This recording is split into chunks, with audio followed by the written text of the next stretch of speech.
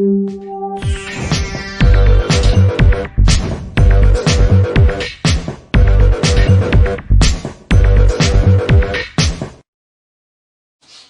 class 10, we are in chapter number 6, that is photosynthesis. You must have gone through the video last time where we discussed about the definition of photosynthesis, its components, and chlorophyll, which is an internal component that is found there in the plant itself, and the place where it is found, that is chloroplast. Okay, that all we discussed in the last session. So today we'll talk about regulation of stomatal opening for letting in carbon dioxide. All right. As you all know that stomata are the minute opening found on the leaf surfaces. All right, and this minute opening called stomata, whose singular form is stoma, is the opening through which the exchange of gases take place. Okay, exchange of gases means carbon dioxide going inside the plant through the leaves, and oxygen after the use of carbon dioxide, oxygen formed coming out, okay, from the plant body, is the exchange of gases that takes place through the stomata, and also the transpiration, which we discussed in the last session. Okay, a process by which the water in the form of water vapor goes out. Okay, that also takes place through this stoma. All right, or through this stomata.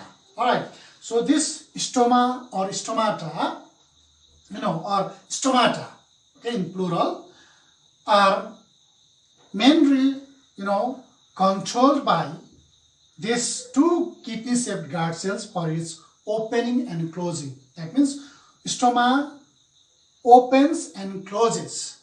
Okay, its opening and closing are mainly regulated by these kidney-shaped cells called guard cells. As you see here, the stoma guarded by guard cells have been drawn here. All right, and in this diagram what you can see is the stoma and this your guard cells guarding this, and your guard cell containing lot of chloroplast where chlorophyll is present. Then what you can see here, the nucleus, which is also called the brain of the cell, that we discussed in class 9 itself. Then containing two walls, outer wall and inner wall. Outer wall, which is thinner than the inner wall. That all you can see here on this diagram. All right, so these two are the ones regulate the your opening and closing of this stoma. All right, so during the daytime, when sun rises or soon after the sun rises, what happens is that this stoma remains open in order to allow the carbon dioxide go inside. Okay, in order to let the carbon dioxide go inside. That means this is the place through which your carbon dioxide goes inside. That means during the daytime when it opens, your carbon dioxide goes inside the leaves through this stoma. Okay, so as soon as carbon dioxide goes inside, the process goes on. That means your photosynthesis goes on. In the meantime, your transpiration also takes place through the same opening. That means the loss of water in the form of vapor also takes place through this stoma itself. That means what we can understand here is that your transpiration and photosynthesis take place through the same opening called stoma during the daytime. All right, so when the day is over, that means when the light is not there, when the sun sets, then what happens is that this opening or that stoma remains closed. Then both the processes, that is your transpiration as well as photosynthesis do not take place. Okay, so from this what we have understood is that your transpiration and your photosynthesis take place simultaneously through the same opening during the daytime. So it is said that transpiration is the price which the plant pays for photosynthesis. Okay, let me write it here. Transpiration is the price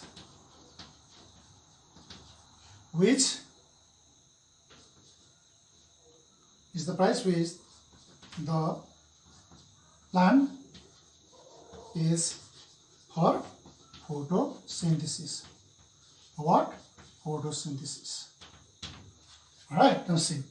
Transpiration is the price which the plant pays for photosynthesis. Alright, so as I've told you that when there is no light, it closes, which means both the processes do not take place. Both the processes are stopped.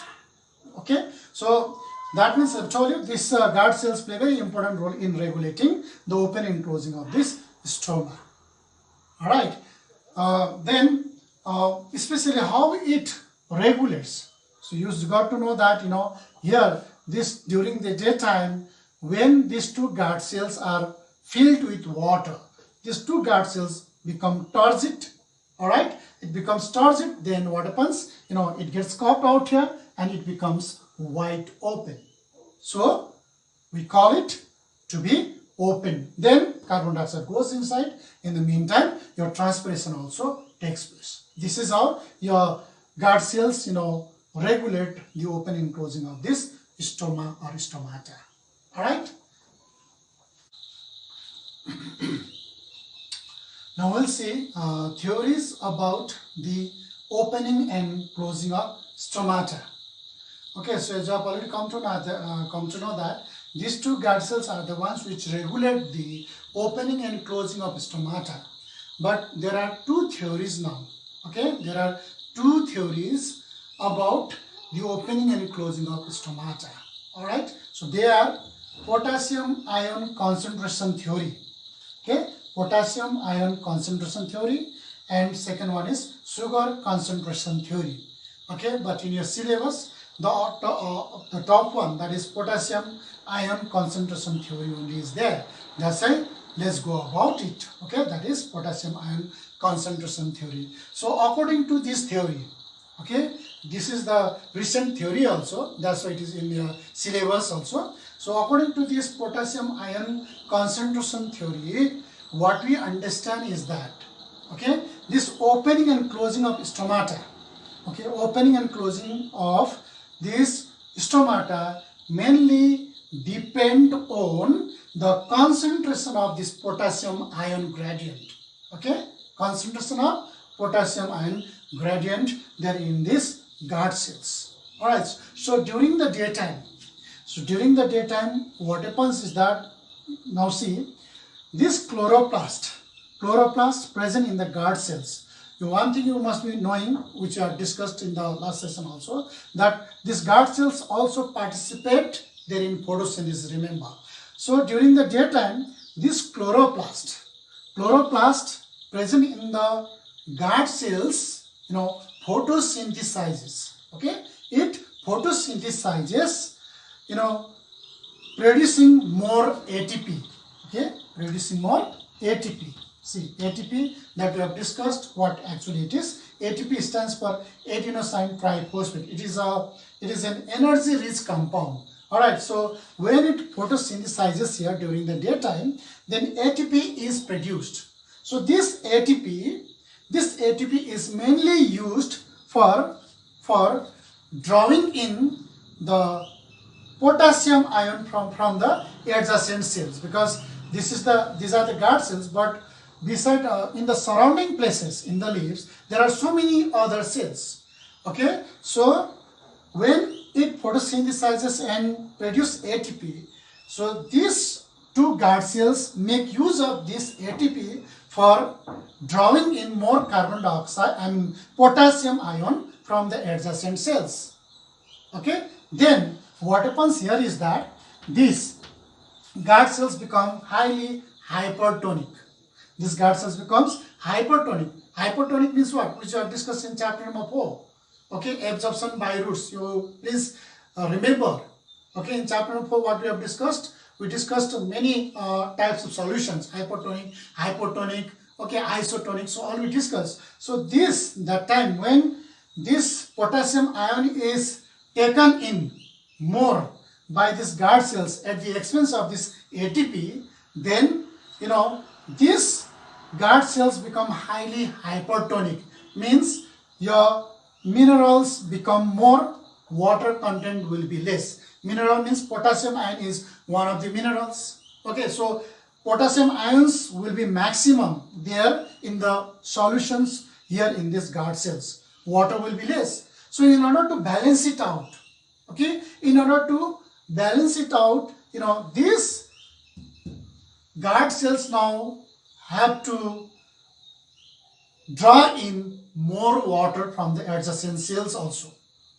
Alright, not only potassium is taken in from the adjacent cells, but in the meantime, to equalize the concentration of water here in that solution, these guard cells, take in or draw in more water from the adjacent cells, so that now these two guard cells become turgid. These two guard cells become, turgid. Okay, it becomes turgid. Okay, turgid, what turgid you must be knowing. It becomes very turgid is because these two guard cells are filled in water.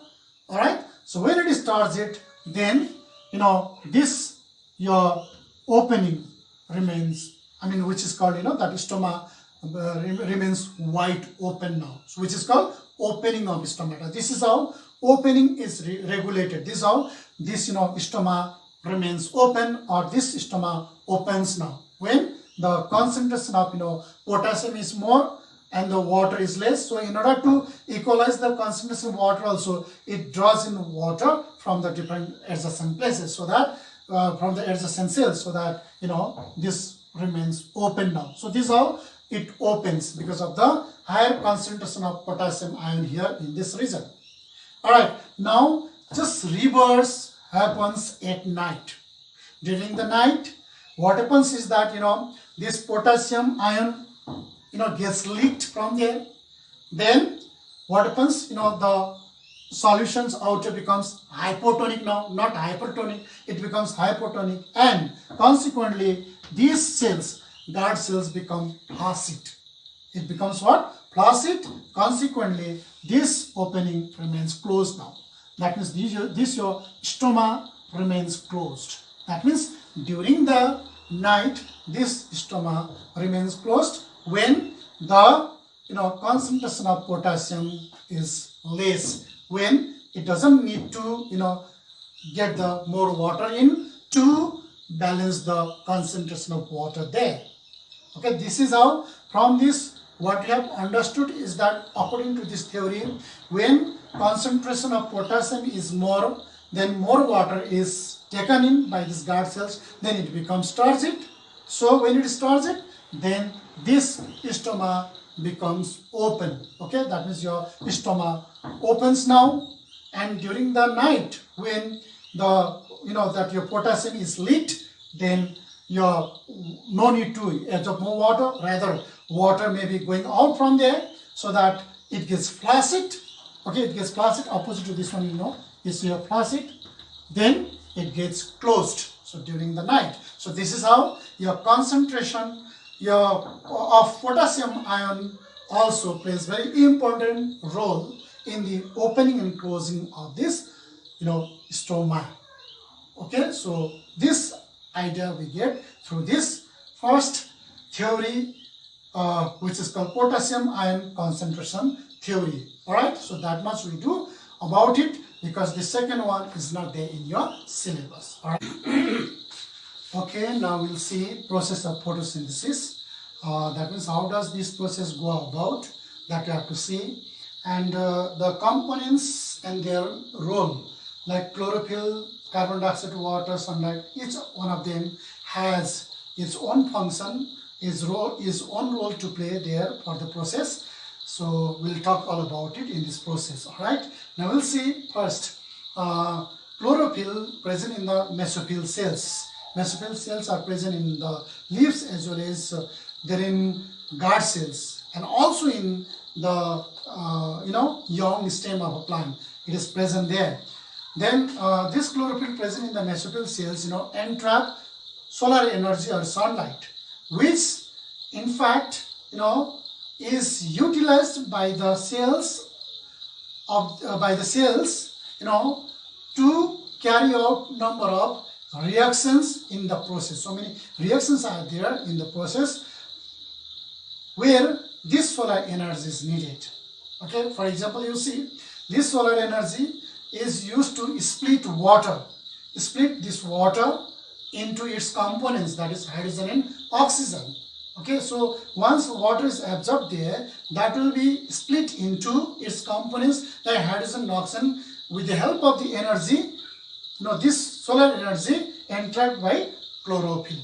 Okay, so that will all happen. So using that energy, this water will be broken down into its components, and that components are further utilized for making the glucose or making the food at the end. All right, then what happens is that your carbon dioxide is needed there for the process. So carbon dioxide, as you know, that is taken in by the plant through stoma, that we have discussed, because outside the plant carbon dioxide, the concentration of carbon dioxide is more, so that from higher concentration to lower concentration, that means from outside to inside, take place through this stoma itself by the process called diffusion. All right, then comes your water. As you all know that water is one of the important factor which is absorbed by the roots, and roots send it in the upward direction via the stem with the help of the xylem. Xylem is a conducting tissue which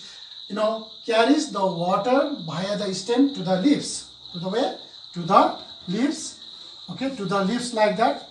And then the leaves, you see a lot of veins there, and veins will actually reach this water to the place where it is needed for photosynthesis. Okay, this is how these different components are needed in the process of photosynthesis. All right, so today I will do the role of this one of these different components only this much, and how it happens there, how they work there inside, that we see in the next session. Before I conclude it, let me write the chemical equation of this photosynthesis also here. Let's see now.